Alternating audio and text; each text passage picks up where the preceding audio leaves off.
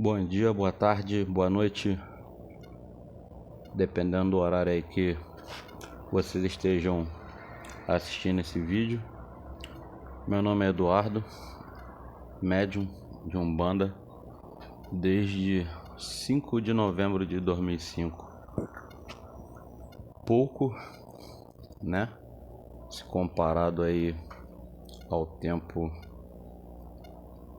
da espiritualidade, muito pouco tempo, mas nesse período a gente já conseguiu ver uma série de coisas, né? Eu acredito que o próprio nome já diz, né, da página do canal, né, que é Umbanda Raciocinada, que o objetivo aí é a gente pensar fora da caixa, deixar um pouco de lado o misticismo e tentar compreender um pouco da religiosidade, da espiritualidade umbandista de uma forma um pouco mais racional. Lembrando sempre que racionalidade dentro da espiritualidade é algo que tem que ser dosado, porque ela está diretamente relacionada ao sobrenatural, né? Espiritualidade.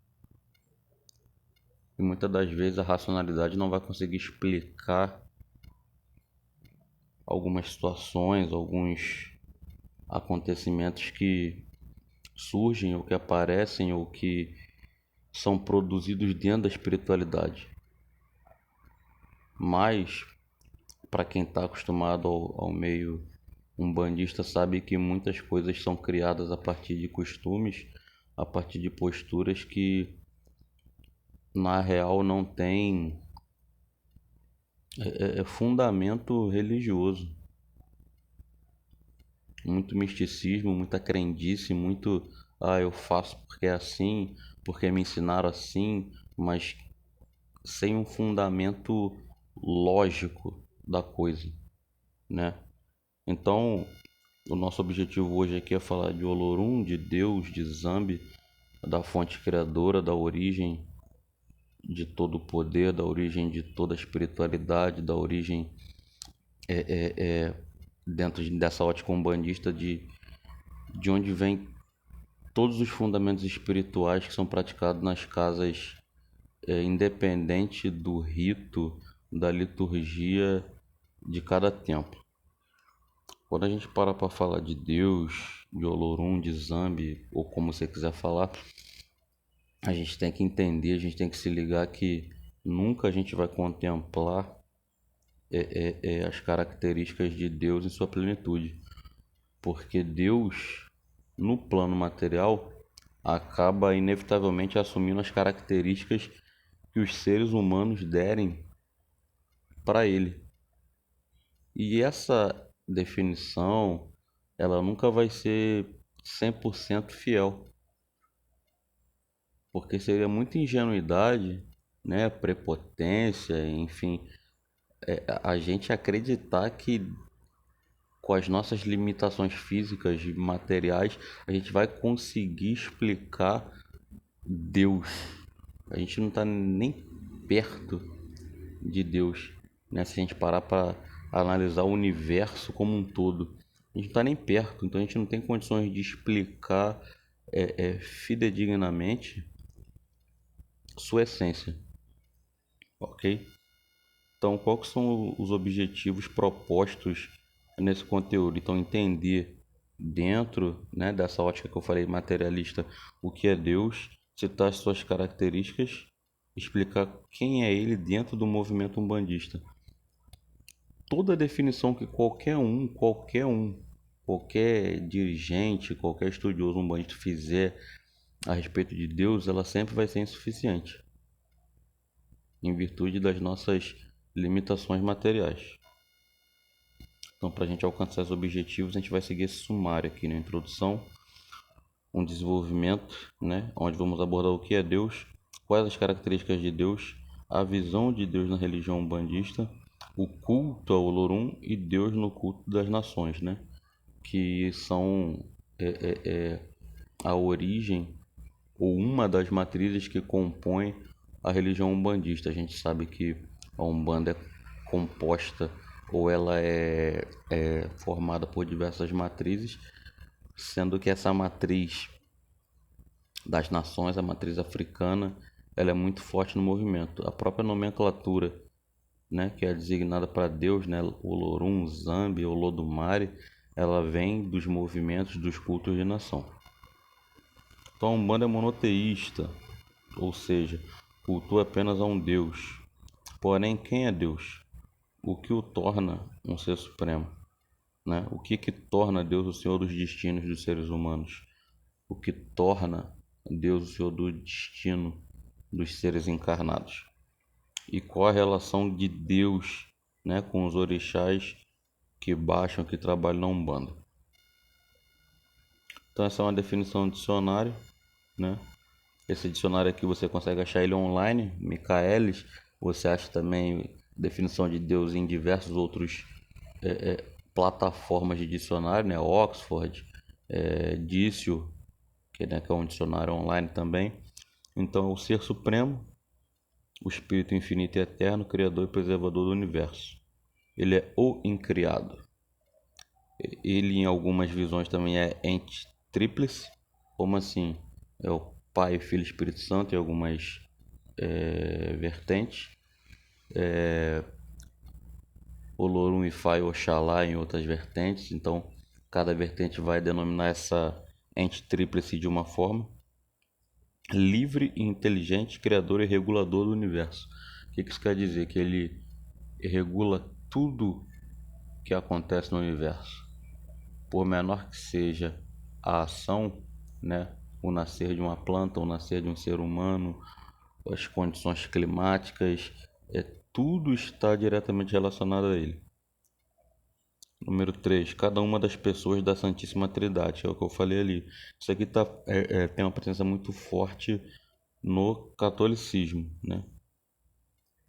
Indivíduo ou personagem que, por qualidades extraordinárias, se impõe à adoração e o amor do ser humano. Então, essa definição aqui você pode ver que ela está presente em diversas manifestações religiosas, independente da manifestação religiosa. Né? Você vai ver um ser supremo no budismo, no islamismo, no catolicismo, no judaísmo, etc. Desculpe.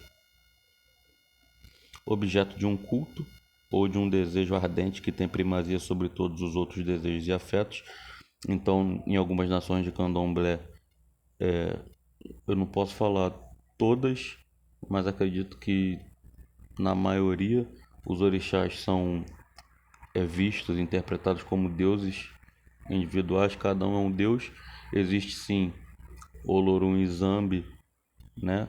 Olodumare, o Maú, depende da vertente também, onde ele é retratado como o Supremo, mas mesmo ele sendo o Supremo, em algumas passagens mitológicas, vocês vão ver que o próprio Olodumare, ele pede conselho a Ifá, ou ele é assistido em algumas de suas demandas por outros orixás, né, como Ogum, Xangô, etc. Cada uma das divindades masculinas do politeísmo, às quais se atribui a capacidade de influenciar destinos. Isso aqui a gente pode trazer tanto para a religião de matriz africana, né, quanto para as religiões da Idade Antiga, né, na Grécia, lá o panteão grego, panteão egípcio, etc.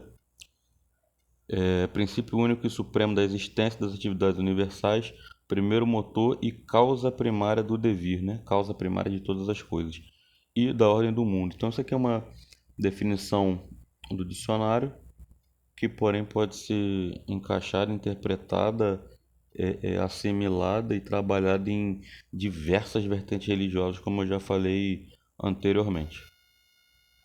Então, o que é Deus? Deus é o ser supremo e criador de todo o universo. Então, a gente tem esse conceito aqui em diversas manifestações religiosas, como eu já falei. Eu sou repetitivo nessa definição aqui porque é de fato o que acontece. Se você for ver a mitologia que é apresentada dentro da Bíblia, cristã, dentro da Torá e dentro do Corão também, você vai ver que existe essa associação de Deus à Gênese, né? Dele criar o universo, dele criar o ser humano, dele criar os elementos da natureza, etc. Entretanto, nas religiões de matriz africana, a gente vai ver também que Deus delega muito da criação. Isso nas mitologias, né? Ele delega muito da criação para seus auxiliares, né? No caso aqui, os orixás. Então vai ter um que vai criar o ser humano, que é o Oxalá, né? Dentro do ser humano você vai ter o Adjalá, que é o criador das cabeças, do Ori. Você vai ter o Odudua, que criou a terra. Você vai ter diversos, entre aspas, assistentes que auxiliaram, né, Deus na criação de todo o plano físico manifesto. Deus não tem princípio, nem meio, nem fim, sabe de todas as coisas e tem poder para tudo fazer. Então, ele não tem princípio nem fim, né? Não foi criado, porque se ele tivesse sido criado a partir de alguém, ele não seria o Todo-Poderoso. Teria alguém acima dele, né? Que teria criado essa divindade e que teria teoricamente poder sobre essa divindade e sobre as coisas que ela tem capacidade de realizar. Deus é espírito, então não tem limitações físicas. Então, por isso que o pessoal fala que ele é onipresente, onipotente, oniquerente, onisciente, né? Essa é uma definição que a gente encontra no catolicismo, essa é uma definição que a gente encontra no espiritismo lá do Kardec, e essa é uma definição que a gente, muitas das vezes, a gente vai questionar dentro da nação africana. Por quê? Porque você vai ver que muitas das vezes o Olodumare ele não sabe o que fazer e ele pede auxílio a outras divindades para tomar suas decisões, certo? Ao mesmo tempo, é possível conhecê-lo e impossível compreendê-lo, porque ele é muito mais complexo que nós. Então a gente acaba interpretando Deus dentro da nossa capacidade de racionalizar Deus, de entender e de, entre aspas, materializar Deus para que a gente possa torná-lo um objeto de culto.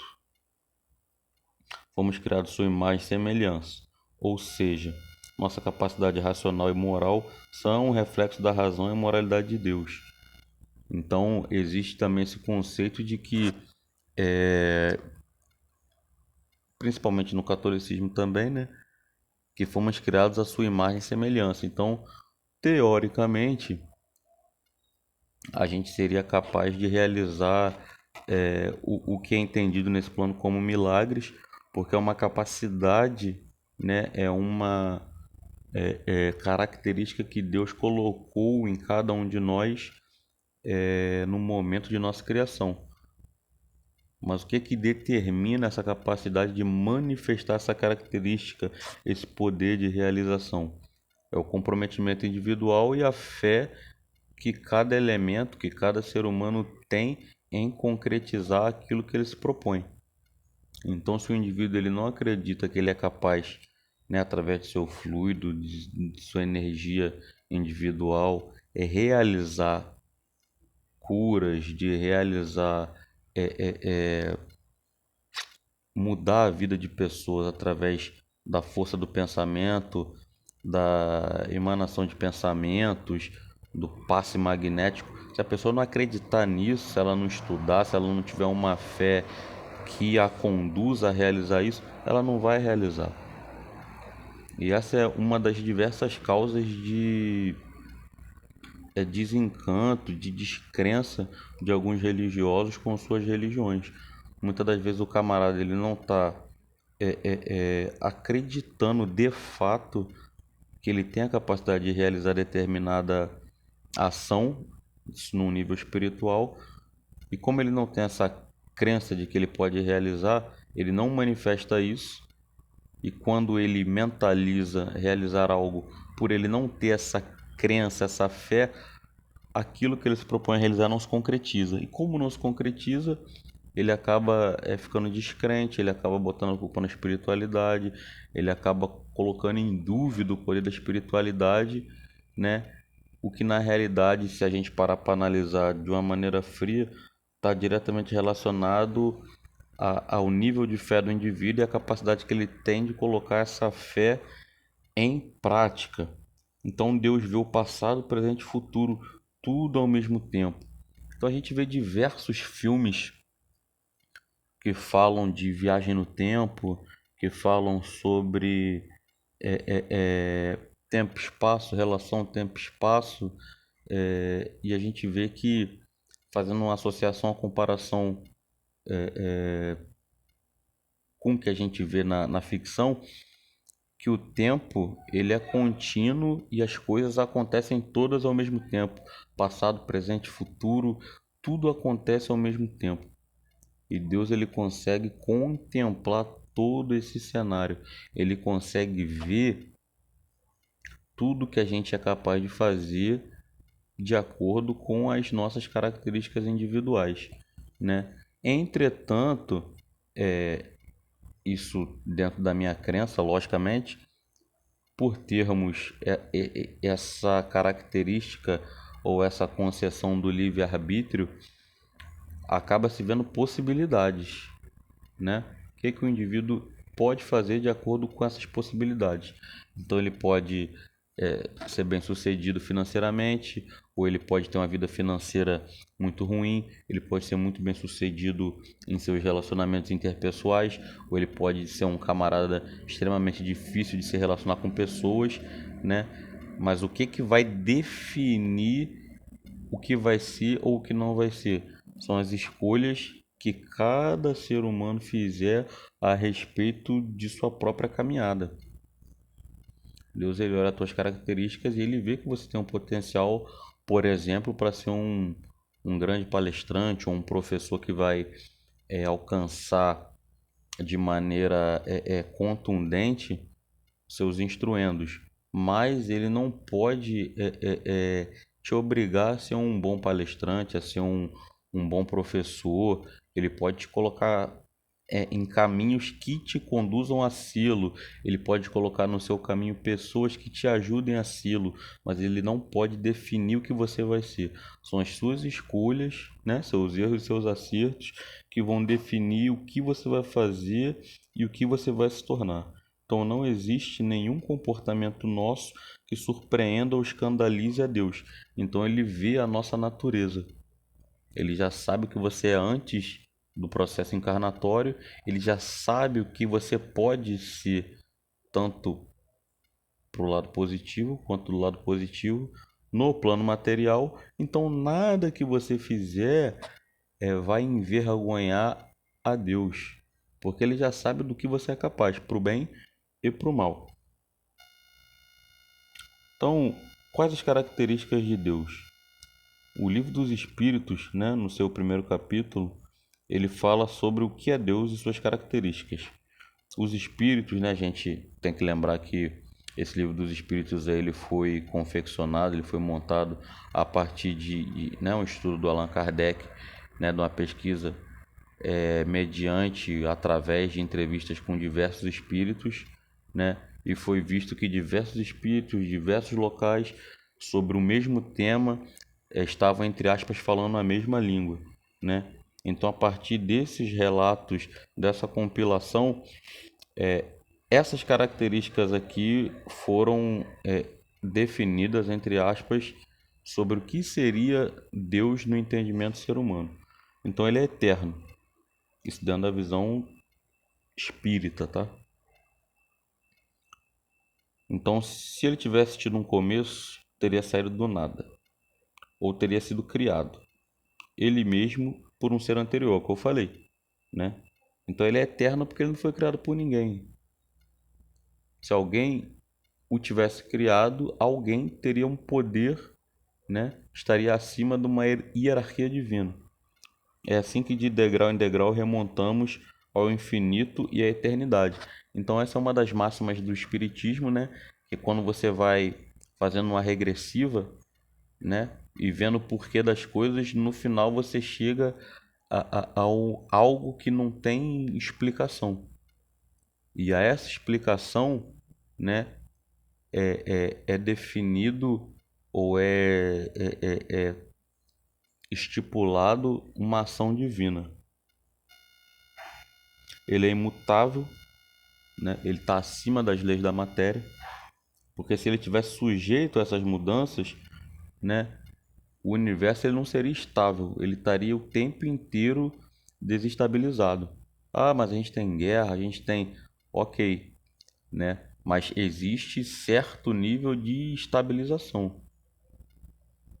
O ser humano, a humanidade, ela vem evoluindo, ela vem evoluindo em campo social, né? Campo científico. Então a gente está em constante evolução. A gente não está regredindo, pelo contrário.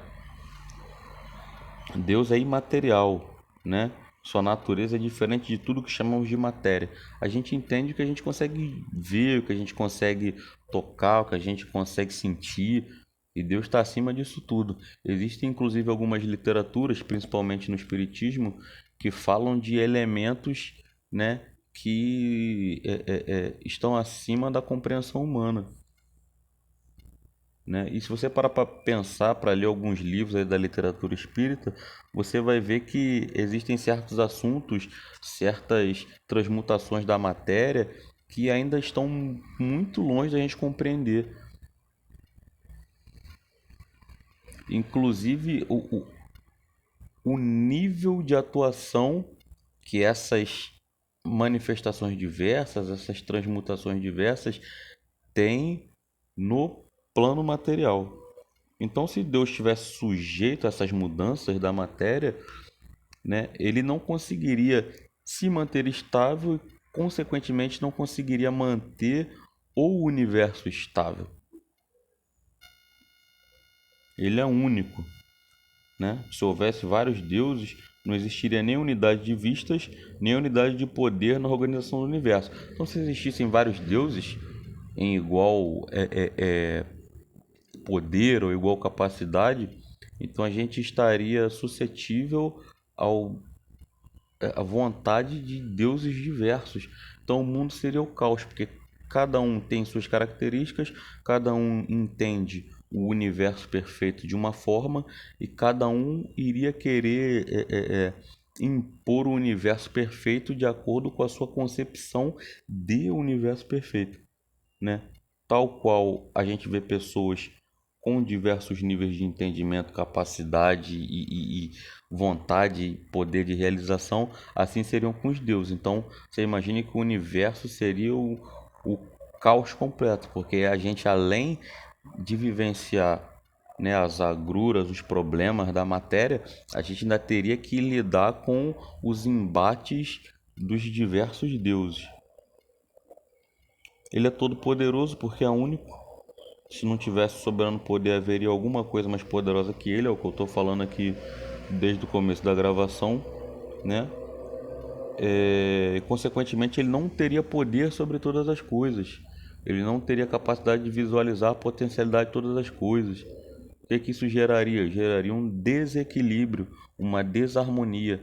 Se você tem esse nível de desarmonia, de desequilíbrio, você não consegue seguir uma ordem cronológica de evolução, que é o que acontece com a humanidade hoje. Muitas das vezes a gente vê que alguns períodos a gente desenvolve mais, né, sociologicamente, cientificamente, filosoficamente, e outros a gente evolui menos, mas a gente está em constante evolução. A evolução não para, nunca, né? Se existisse essa situação de elementos, deuses com igual poder ou igual capacidade de modificação do universo, essa evolução ela constante, né? Ela não seria capaz de acontecer, de existir. Então ele é soberanamente justo e bom. A sabedoria, né, das leis divinas se revela nas menores coisas como nas maiores coisas. E essa sabedoria não permite duvidar nem da sua justiça, nem da sua bondade.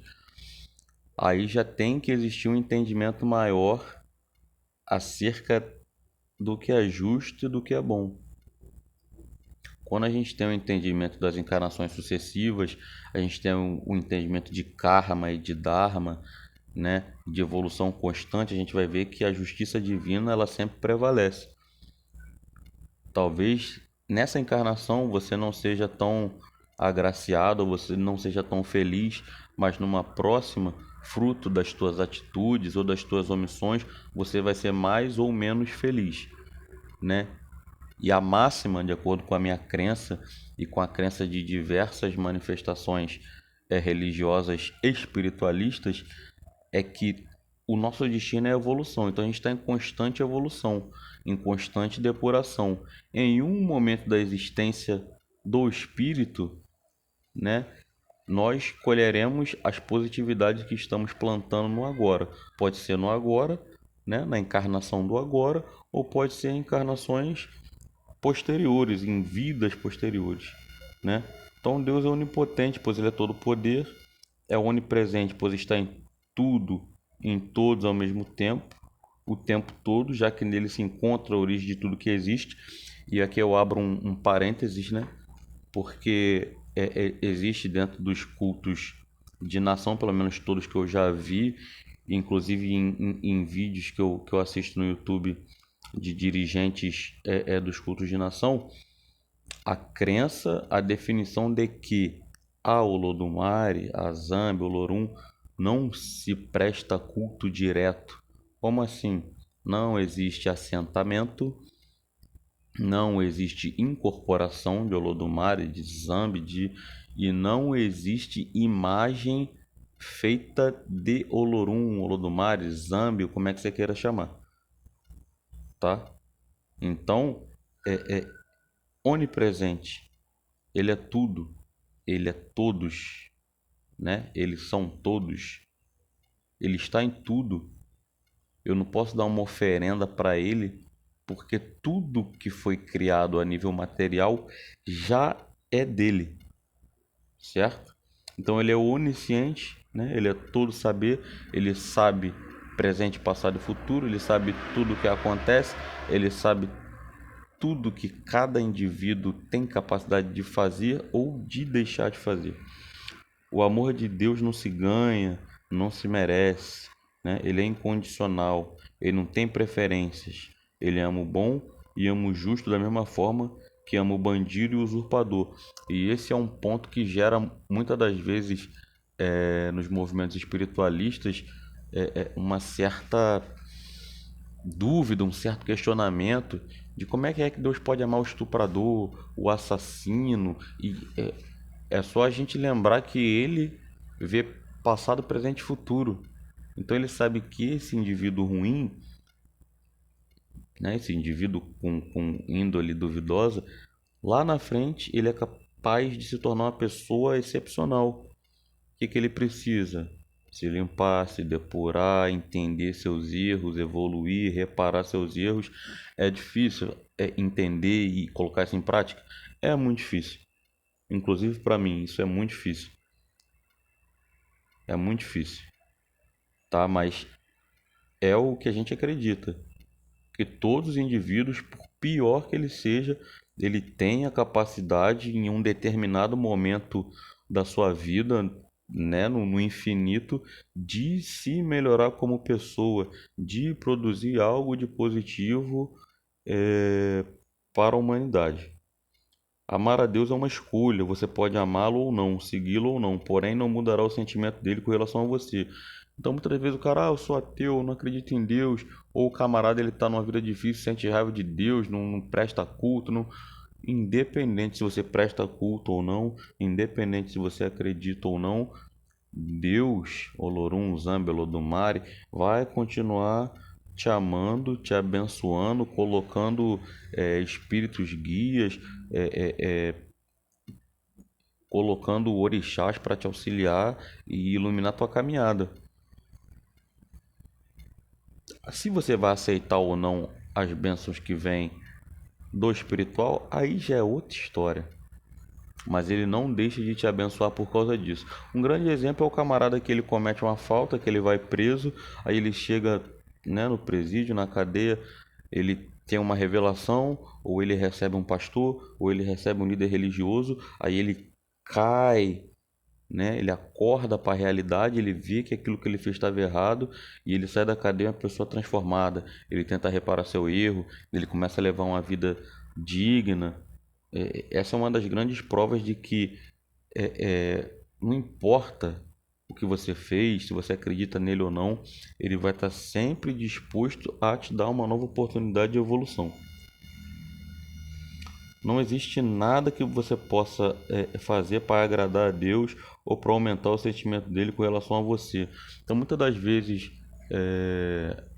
em movimentos pentecostais, né, o pentecostais existe essa crença de você doar X valor, que Deus vai te abençoar, você vai agradar a Deus, ou em alguns movimentos umbandistas ou candomblecistas, falando que você vai dar um despacho assim assado que Deus vai abrir teus caminhos, não, ou vai te amar mais, ou vai te abençoar mais, não existe isso.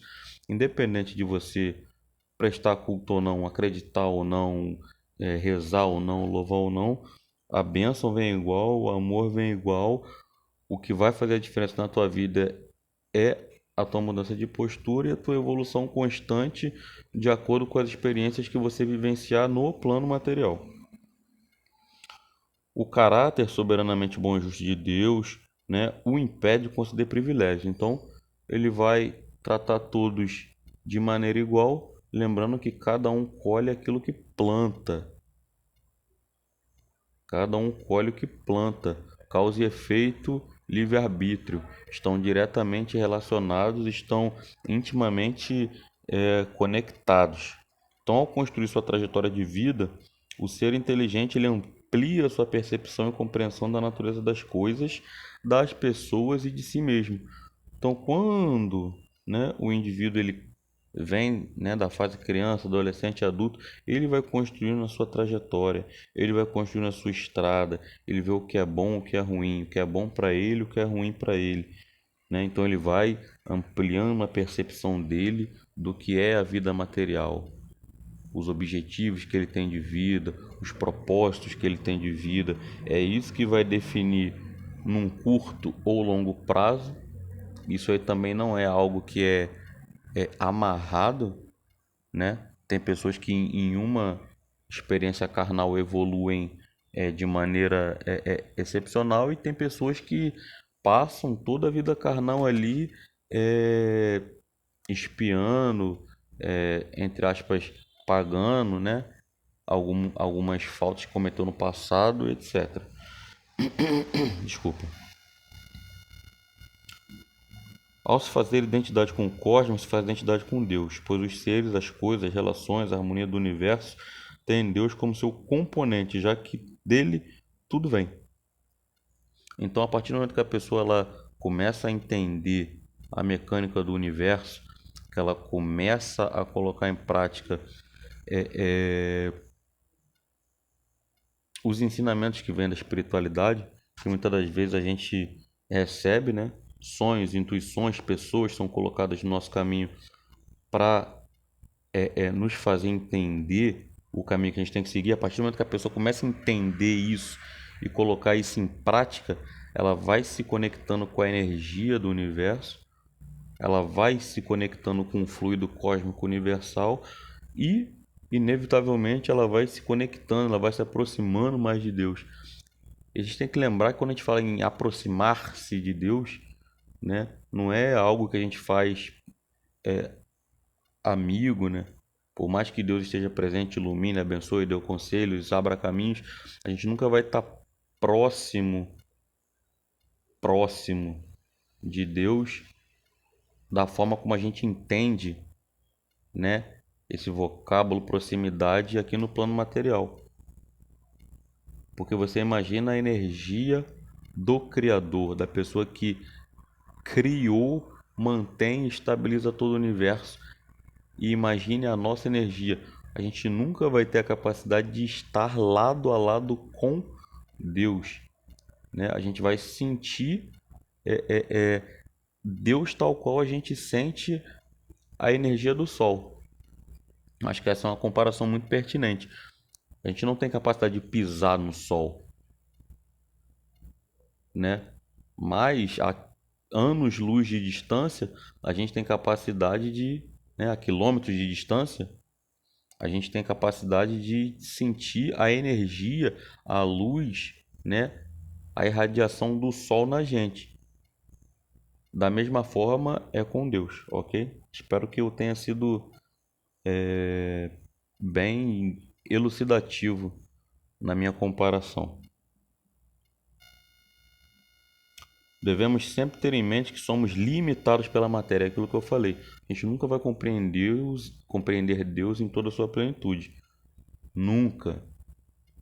O envoltório material sempre vai fazer com que a gente tenha uma deficiência de compreensão da natureza divina, ok? Assim, qualquer definição que realizarmos a respeito da natureza de Deus nunca corresponderá à sua real natureza. Então, o entendimento que a gente tem de Deus é o que a nossa capacidade mental e material consegue dar a Ele, mas que ainda assim não corresponde à realidade. E na Umbanda, como é que a gente, né, nós umbandistas, né, em sua maioria enxergamos Deus, né? Então a maioria dos templos, a maioria dos segmentos umbandistas entende Deus como Deus único, né? A maioria dos segmentos é monoteísta, né? E esse Deus ele pode ser chamado de Zambi, de Nzambi, né? De Olorum, Olodumare ou Deus ou deusa. Deus não tem sexo, né? A gente acaba chamando Deus ou tratando Deus pelo masculino por causa de convenções sociais, mas se você se sentir bem chamando Deus de deusa, para ele não faz diferença nenhuma, ok? Para um umbandista, Deus é o divino criador, a grande consciência cósmica que dá origem a tudo e a todos. É onisciente, onipresente, onipotente, todo poder e bondade, e está presente em tudo e em todos, inclusive nos sagrados orixás, que, para a Umbanda, são manifestações do divino no plano material.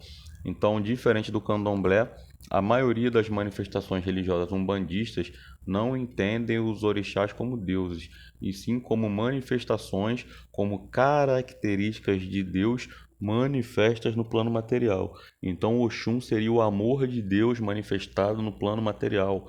Oxóssi seria o conhecimento de Deus manifestado no plano material. Xangô seria a justiça de Deus manifestada no plano material. E por aí vai. Então, Zambi, né, é o Deus supremo e criador nos candomblés de nação Angola, equivalente ao Olorum no candomblé de Queto. Olorum, né, como foi dito, é como é chamado Deus no candomblé de Queto. Ele é o criador do Orum, né, e Orum seria aí o plano espiritual, e também é criador do Aie, né, que seria aí o plano material, que é onde a gente vive hoje aqui na Terra, né, o plano material, o plano encarnado. O culto a Deus na Umbanda se faz por intermédio de rezas, louvações, invocações, meditações, né? Com o objetivo de quê? De estreitar laços com a inteligência cósmica universal. Então não existe um prato que eu faço para Deus, uma oferenda, uma imagem, um assentamento para Deus. Isso aí dentro do movimento umbandista. E acredito que na maioria, né, se não todos os movimentos de nação, também ocorrem dessa forma. Não existe culto instituído. Quando eu falo culto instituído, me refiro a uma liturgia institucionalizada. Não existe. Não existe. Você canta um ponto, você louva, você mentaliza, você pede orientação, né? Mas culto direto não existe, né? Então não existe assentamento consagrado, né? Pois possui-se o entendimento de que tudo sendo gerado a partir dele, vindo dele, né? Tudo contém a sua energia, ok? Já explorei isso aí anteriormente. A partir dessa mesma crença, não são realizadas oferendas, já falei isso aí, pois sendo tudo criado a partir dele, sofrendo a sua influência, tudo recebe a energia de Deus, né? O tempo todo, não faz sentido ofertar a ele algo que já é dele, né?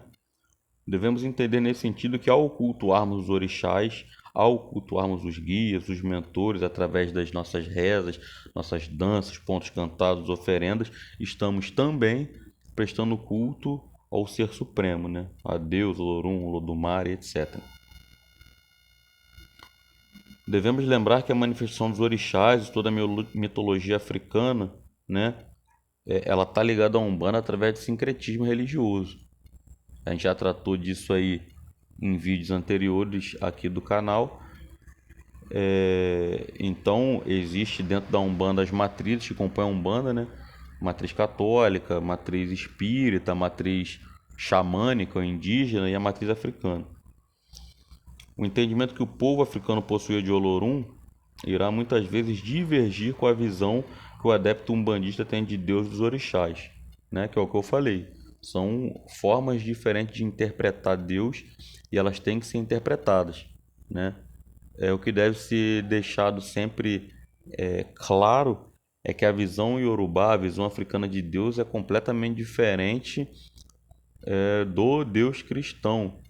Não existe um Olorum punitivo, um Olorum que vai te mandar para o inferno, igual a Igreja Católica, muitas das vezes, ela e alguns segmentos religiosos, né, cristãos, acabam pregando dentro dos seus templos religiosos.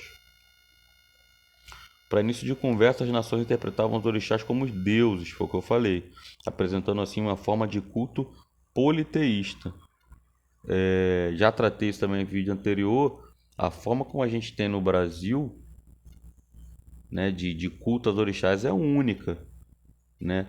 Não existe essa forma de culto, não sei hoje, né, mas pelo menos há um tempo atrás não existia essa forma de culto lá. Cada nação cultuava um orixá específico, que era a entidade suprema daquela comunidade. Deve-se ressaltar que cada orixá era um deus para uma determinada comunidade, o que eu acabei de falar.